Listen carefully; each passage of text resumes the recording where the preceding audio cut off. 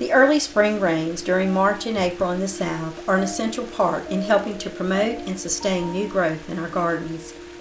Rain brings forth a sense of renewal and birth. Song of Solomon says, "For behold, the winter is past, the rain is over and gone. The flowers appear on the earth, and the time of singing has come." For me, rain evokes many childhood memories, especially the ones of splashing in puddles and catching little peeper frogs that came out during and after the storms. They seem to come from nowhere and be everywhere.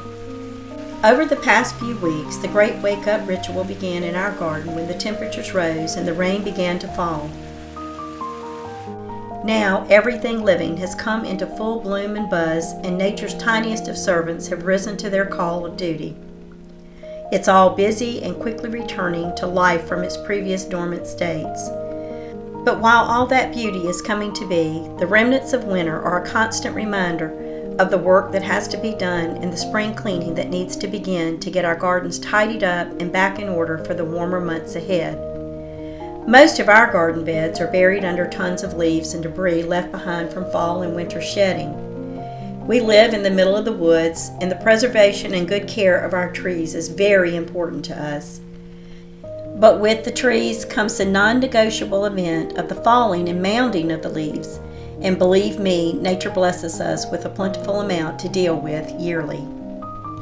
Most years we leave many of the leaves in the beds and allow them to mulch, but periodically we have to remove many of them and add mulch or pine straw, a monumental task which is accompanied by added expense when dressing our larger garden beds. So we opt to leave the layers of leaves in some of the beds, adding more leaves to them yearly and allowing the natural process of converting the leaves to compost over a period of time. We also have a small bog pond that we dug many years ago and filled it with water plants, lilies, and goldfish. After some time, we noticed the disappearance of fish, but the frogs multiplied exponentially. The bog pond is one of my favorite areas in our garden. It's a quiet and peaceful area that requires little maintenance. But like the rest of the garden, it too becomes cluttered with leaves and debris during the winter and is always in need of a clean out and freshen up during our spring cleaning ventures.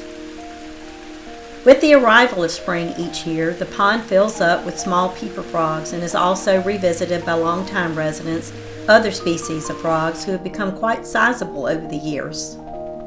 Most of them survive the winter frozen solid and emerge in the early days of spring, filling the evenings with their sweet but almost deafening sounds, which are really male mating calls screaming for a partner. Comparatively speaking, these small but mighty creatures are only the size of your thumbnail, but have screams that can be heard approximately 1 mile away. They share the water with multiple species of frogs, water plants, grasses, and water lilies, and have plenty of space for them to all cohabitate in. Mark Twain said, "If it's your job to eat the frog, it's best to get up and get to it first thing in the morning." Meaning, when you have a large, undesirable task or challenge in front of you, because nobody wants to eat a frog, prioritize the task you dread the most to be the first ones you tackle and get them behind you. This way, it makes all the other tasks much easier to accomplish and get the task completed. This particular morning, we arose with good intentions to suit up and press in and get our work started, but rain settled in overnight and looked as though it was going to stay for a while. So we decided to hit the road and run a few necessary errands and just enjoy the rest of the day.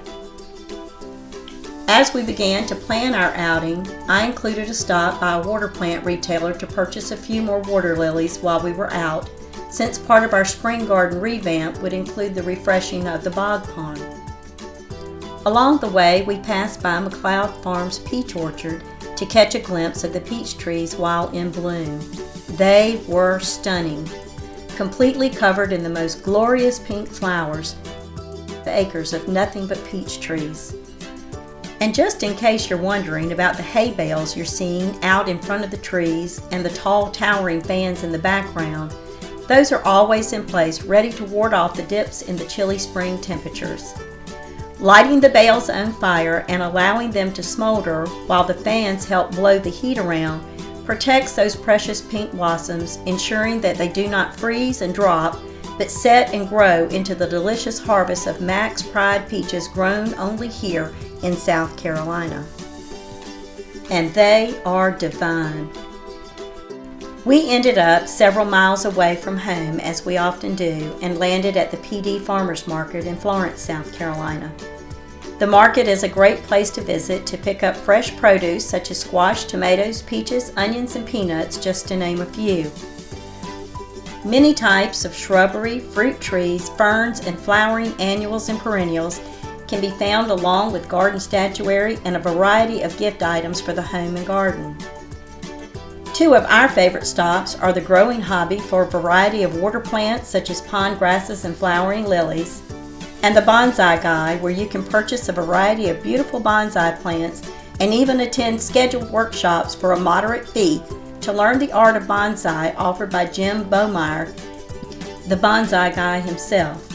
Just call the number provided in the segment for further details. It's a fun getaway for a day with your family or friends.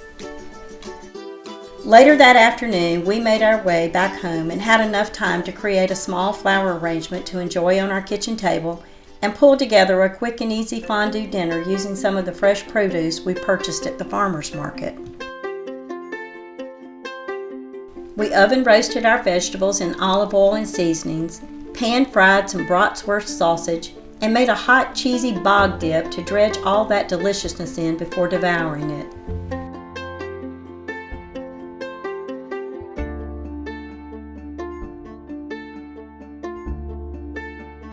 The combination of the Guinness beer, apple juice, Dijon mustard, and cheese makes a creamy, earthy flavored dip that pairs well with our selection of vegetables of carrots, potatoes, Brussels sprouts, and of course our Bratwurst sausage. We paired our meal with a simple BLT blue cheese salad, deviled eggs, and some crusty garlic bread. A hearty but simply put together dinner to casually gather around the table to enjoy and have some fun.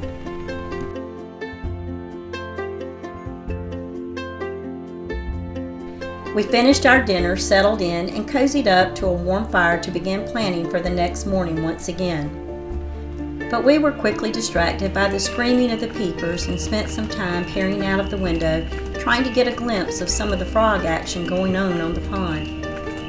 Afterwards, we went to bed, being serenaded by the loud, intrusive chorus coming from the outdoors, hoping it would drown out all the thoughts of eating Mark Twain's undesirable frogs we knew were inevitable in our foreseeable future.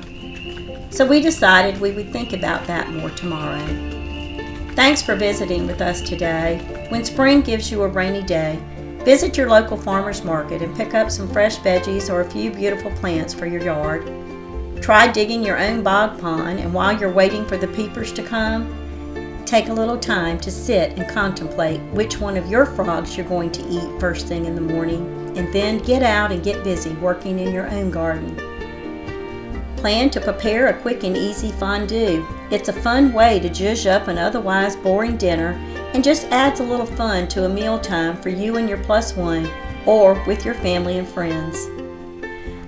I'll leave the recipe for the bog dip and the instructions for roasting the vegetables in the description box for your convenience. If you enjoyed today's video, please like, subscribe, and share, and we hope to see you again next week. Until then, happy spring, everyone.